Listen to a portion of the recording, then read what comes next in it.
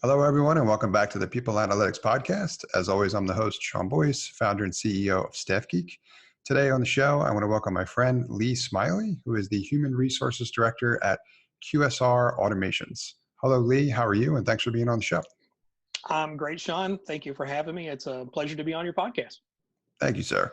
And I have to call attention to something on your LinkedIn profile that I think is really cool because it hits home with me. And it says that you are a human resources nerd. So I'd love to hear a little bit more about that and how that came to be. Yeah, I've always been a big enthusiast of human resources, even before I got into the field specifically. But I just love all aspects of it, and I really follow as much about the industry as I can, and try to stay informed and up to date on all the new trends and everything going on. So. I could just talk ad nauseum on human resources, and oftentimes in business meetings I do. But yeah, I just love the field, and I love most importantly the people that are drawn into HR. I think HR has probably more people than any other industry that just wind up there accidentally. People who come from other backgrounds, accounting and nursing, and all sorts of other areas, but they get drawn into HR because they enjoy what we do. And I think that speaks volumes to the importance of HR, and that it draws in so many great people from other industries to what we do. I love it. I always thought, so my background is in engineering, so a little bit of a different take, but I always thought that where I wound up was going to happen very organically, and boy, was I wrong. Yeah. I said, I always thought everything that was for me was going to happen by design. And what ended up happening was it ended up happening very organically. So I love the fact that you mentioned that because it brings people together from all different backgrounds and experience levels.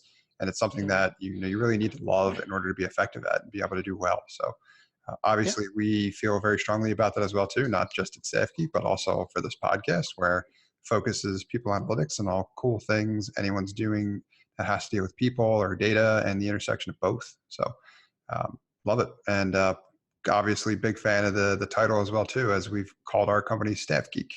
Yeah. So well done. So thanks for being here. What we wanted to talk about today is something that you have a fair bit of experience in sharing with our listeners, and that's really getting buy-in at the executive level for your HR projects that you want to pursue from within your organization. You have a decent amount of experience with that, and I know that's something that other HR leaders are curious about as they want to continue to empower HR to benefit the organization and help their workforce, be more productive for the company, be happier in the work that they're doing, so on and so forth. So we want to talk about this as a topic. And what I'd love to hear from you is kind of you give your background with regard to this topic in particular, and then we can start diving into a little bit more deeper into the details of what you would recommend people do in specific areas to kind of make inroads with regard to this initiative. Yeah, I've been very fortunate with my background in that I started out in a more operational role and got to see things more from the business side of things and worked my way into HR. I'm another one of those accidental HRs who just sort of stumbled into the profession. But so I've seen it from the business side. I understand the business side. I understand profit and loss and everything that goes into that. So I think to sort of tie all that in with getting that executive approval, you kind of have to look back at the history of HR as it's developed over the last 100 or so years. Originally we were personnel. It was all about responding to the business conditions. It was about providing a support mechanism for the business, not a whole lot of high stakes decision making going on. It was basically an administrative role. And over the last 20 or 30 years, it evolved into more a strategic role, planning for the organization and trying to tie people outcomes with the business outcomes. And now we're entering the age where, based on all the things that we learned from that strategic phase, we're moving into that data-driven phase, where now we want to know the why behind what our strategy does. We want to know all the data points that we can examine and make better decisions to strategically lead the company. So it's helped us evolve from a purely administrative role into a true business partner with our operations partners, and the ability to not only respond to business conditions but also to predict them, to try to use that data to generate desired outcomes.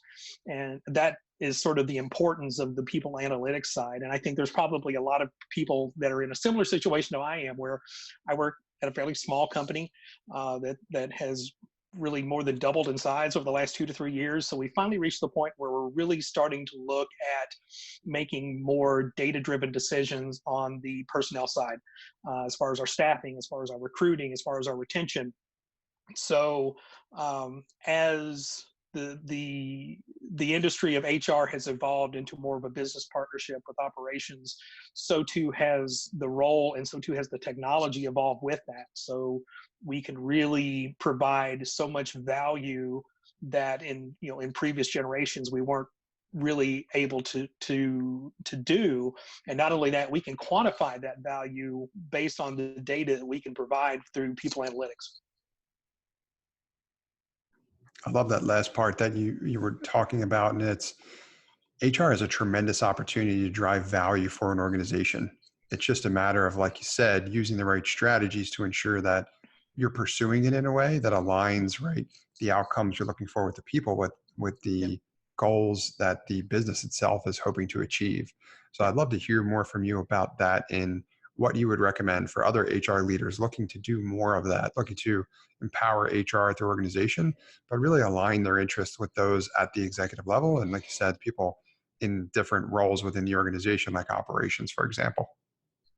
Well, I think the first step for us as HR professionals is learning the operation side. We have to actually know the business that we're trying to influence before we can ever influence it. If we don't understand what drives revenue, if we don't understand where our cost centers are, then we can't really contribute as business partners and make wise decisions that will positively impact those factors for the business. So understanding the business, understanding how it works, understanding the financial side as far as what drives business, what threatens us in terms of costs and opportunities that we could capture. All those things are the basis for everything else that we do. So if we don't understand the business, nothing that we say is going to have any credibility. So once we do understand the business, then we can move on to providing the insights that we have from our education, from our experience as HR professionals, and determining how that ties in to generate revenue. For example, the cost to hire. Typically, most things I've seen lately says it costs usually between $4,000 and $5,000 just to replace an employee who leaves. So if we're doing that, how do we reduce that cost? How do we justify, the cost that we're spending as far as what we're spending on job boards and other recruiting efforts? What impact financially does turnover have, and how can we use that data to inspire action from the executive level to make sure that we're doing everything we can to keep our personnel and not having to replace them over and over and over again. So, by being able to quantify that in the language that CEOs and CFOs understand, which is dollars, then we have to understand how that business works and how the decisions that we make every day, not just for the present but for the future, tie in to either generating revenue or reducing cost, because ultimately that's what we're all there for, even in an HR role. And it's easy for us to lose sight of that, with all the things that were going on to build engagement, to build better communication, but everything ultimately has to tie back into either generating revenue or reducing cost. So that's where the people analytics comes in. That's where that business partnership develops, is us being able to speak to the needs of the business and provide solutions just like any other department would, to try to preserve the financial stability of whatever organization that we're part of. I like the way you're thinking about it. I almost think of it and put yourself in a situation where instead of being like a functional role, think of yourself as more of a partner in the business, Yeah. right? Do what you have to do to position yourself to have a vested interest in a successful outcome whatever that may mean for you within the business. And then you can start to think about how, after I have a better understanding of that, right? And you nailed it. Like, it starts with education, right? It starts Yeah. with understanding how all these pieces fit together, right? Like you said previously, where HR may have been kind of in its own world, now it's expected to, it's exploding in growth, which is a great thing, but it's also expected to have a understanding of how the rest of all of these pieces fit together, not just from a people operations perspective, but how the revenue model works, where the costs are, how we're balancing that relative to the demand from customers, all kinds of stuff. So, and it's not, I know HR people have, HR leaders out there have a ton to worry about already. Yeah. So that's where I'd be looking to get your impression and what you would recommend from the perspective for someone in a human resources role or leadership role today wants to start doing these things. What are some of the easy, like, first steps that you'd recommend that they can take to start to learn more, if they want to learn more about these things, to find out how they can empower themselves, to learn more about the business, and then ultimately empower their human resources team? Yeah, I think one thing that really helped me whenever I was starting out was, humbling myself to work, alongside the people at the lowest rungs of the organization. What do the people on the front lines do every day, and how does their impact, how do their decisions that they make on a daily basis impact the company? So it's hard for us to support our employees if we don't know what they do on a daily basis, if we don't know what their challenges are. So, not just understanding the business from a macro level where we're looking at the financial statements and everything that winds up there, that aggregates from all the daily decisions that we make, but just understanding the process, talking to people in your marketing department about how they do their jobs and what their strategy is, talking to people, on the operations side as far as, what they do, what are their goals, what are their visions. So just talking to the people within your organization, really being curious about the organization and the team, finding out what drives them, what is their ultimate goal with whatever they're trying to do within the organization. I think things like that is a great place to start, just getting more and more familiar with your product or your service that you offer. Who does it appeal to? What are the selling points? Because ultimately, in an HR role, to some degree, we are salespeople. We are trying to sell to outside candidates who we want to come work for us. We are trying to sell to internal candidates when we have new policy changes or new processes that we want to put in place. So, having that thorough understanding of what we have to offer in terms of the team dynamic, in terms of the vision and the mission that the organization is trying to promote, those are great places to start. But then there's so many external resources out there, as the HR profession has evolved from that more administrative personnel role. You've seen so many more opportunities for education through the different organizations, certifications through HRCI and SHRM, through all sorts of different training courses on things. I know there's a lot of courses going around about people analytics, where people can take, a 6 or 8 week course to get a much better understanding of people analytics and how it impacts companies all over the world. So there's so much information out there. And then, one good thing about, today is that, just like we're seeing with the coronavirus outbreak, there's so many opportunities for remote collaboration now. My company has gone almost entirely remote. We're all able to still perform at a very high level, and it's great to be able to have so much capability to collaborate remotely that we didn't have 20 years ago. So there's just so many opportunities out there to learn from your peers, to learn from experts, to learn from educators, and to learn from your own team. There's so much that we can learn within our own organization that can help us do our jobs better. Excellent stuff. There's a lot to unpack there. I'm a huge advocate for having an understand, like, almost like cross training, if you Yep. will, and learning about what the other functional groups, like what a day in the life looks like, right? Because there's Right. there's understanding what sales or business development may be required or supposed to be doing on paper, but then when you actually see and you're working with those that are in the trenches doing the actual work, it's a whole different perspective, right, man? It's where, like, the Mm. rubber meets the road. And I think that's perspective can be really valuable to get a better understanding. Because I mean, if you understand what people are doing on a daily basis, I think that's a great way to find out also how you can help them, right? With, Yeah. asking them, good, bad, and otherwise with their experience or what they're going through, and figuring out where the overlap is there. That to me has always, it also, I've always found that it kind of increases empathy as Mhm. well too. When you understand, like I've worked at, organizations very small and very large, and I found out that that's always been a challenge as you grow, is figuring out how, we make sure that we're all in the same boat, Yep. rowing in the right direction. We may be in charge of different things, but having them under, like I always got a better understanding once I changed from the group that I was in to one of the other groups. Whereas like there were a lot of assumptions made previously, but then once I saw it from the other perspective, it's so eye opening. So Yeah. yeah, I agree. There's just so much to kind of learn there as well too, and I think it can only stand to help benefit the organization from an overall perspective as well too. Yeah. We have obligations, to our external candidates that we're trying to bring on board to provide a realistic job preview. That's something that we talk about. And it's hard for us as HR professionals to do that during the interview process if we don't know what the job entails. So understanding what the job is, what the day in the life is like you said. And we also have the obligation to our internal employees, the people who already work with us, to find out what their needs are, find out what the roadblocks are that prevent them from being more engaged, from being more productive, and doing what we can in HR to alleviate those roadblocks. Absolutely. Talk about empowering. That's powerful stuff. Yeah.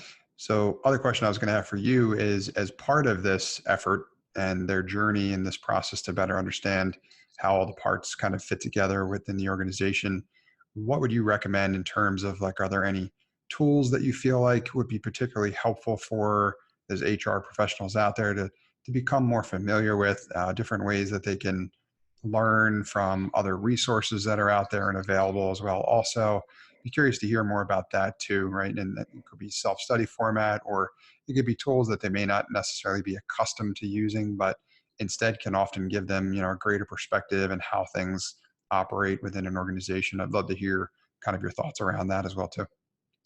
Yeah, there's a lot of different ways that people can sort of expand their knowledge base in the HR profession to help them understand the business better and how things are interconnected. Of course, there's a lot of educational opportunities out there for for people who want to learn more about the business side of things. Maybe they feel very comfortable with their HR knowledge base, but not as much about the accounting side. There's so many things you could take a college class. I teach a career development class at the University of Louisville, and I see a lot of people who come back as far as mid-career professionals who want to take certain classes to expand their education and build more value into their resume as far as what they can do for their organization. Um, just for us, the SHRM chapters, there's so many resources available through SHRM for personal development. For Louisville, I'm the director of communications and marketing for our SHRM chapter, and we do a lot of different programs, not just for solely HR related information, but also for things that are just tangentially related to HR.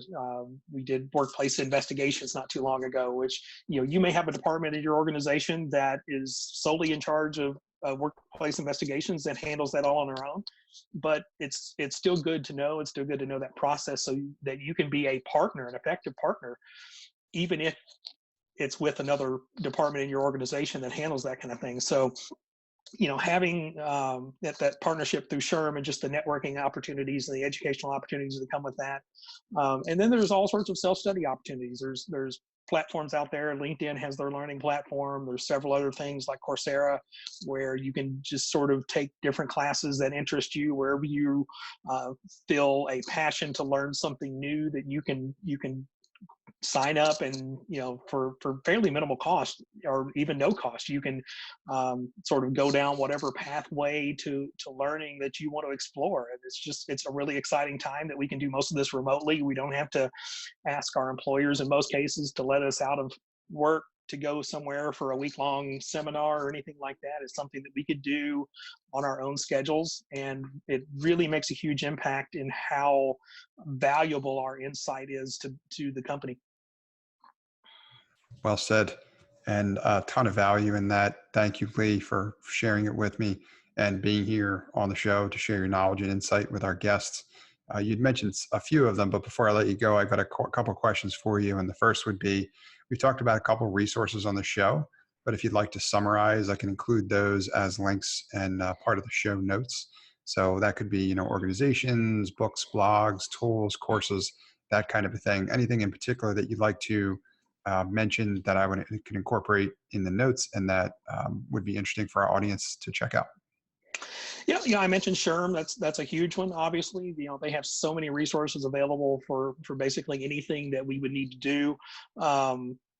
Just there's tons of newsletters out there. SHRM has their newsletters. There's things like HR Dive that provides sort of an encapsulation. Morning Brew is another one that provides sort of a really good, easily digestible sort of snapshot of the business conditions of that given day. So lots of different things out there to keep abreast, not only of trends and news in the HR industry, but trends and news in the business world. I would also recommend whatever industry that you're in. For example, my company is very much embedded into the restaurant and hospitality industry, following information outlets for those industries. If you're in manufacturing, following manufacturing blogs or newsletters. If you're in healthcare, following healthcare related news or newsletters. Anything that you can do that not only enhances your utility as an HR professional, but also as someone who understands the industry and the business that your company is operating in. There's just so much of that out there, and it's almost overwhelming sometimes how much is out there. So you kind of have to see what is providing value for you and sort of edit it down. But there's just tremendous resources out there for anybody who's looking to learn about whatever industry they're wanting to know about. And you mentioned a lot of excellent ones, so I'll make sure to note them. Thank you for that. Yeah. And last question I have for you is, who should reach out to you and how can they get in touch? Well, if somebody is interested in, starting up a new HR platform, if they're an HR department of one and they're looking for, how to build credibility within the organization, I've gone from organizations where I was one out of 300,000 employees, where now I'm in a very small organization. I'm an HR department of one, having to make all of the HR related decisions and do all the daily maintenance and everything. So it's been a bit of a transition, but I thoroughly enjoy it. I enjoy having the HR responsibility for so many people and to be able to help them out. So anybody that's struggling to be heard as an HR professional, I would encourage you to reach out to me and we can talk through some possible solutions. Fantastic. Thank you, Lee. I appreciate that offer. Include some notes there as well, too. And thank you for being here to share your knowledge with myself and our audience. All right, Sean, thank you very much for having me. You're welcome. Thanks for listening to this episode of the People Analytics Podcast powered by StaffGeek. If you or anyone you know is a leader in human resources or talent acquisition and would be interested in being a guest on our show, please reach out to me at Sean@staffgeek.com. That's Sean, SEAN, at StaffGeek, StaffGeek.com. We would love to share your valuable knowledge with our audience. At this point, we'd like to take a moment to thank the sponsor of our show, StaffGeek. StaffGeek helps companies hire smarter by increasing retention and combating turnover, all while reducing time to hire. They do this by creating a customized behavioral assessment around your company's unique culture. Armed with your Fit Tech assessment, you're able to evaluate which candidates are the right fit for your company's culture. Start hiring smarter today with StaffGeek. If you'd like to learn more, reach out to StaffGeek at hello@staffgeek.com or visit them on the web at staffgeek.com.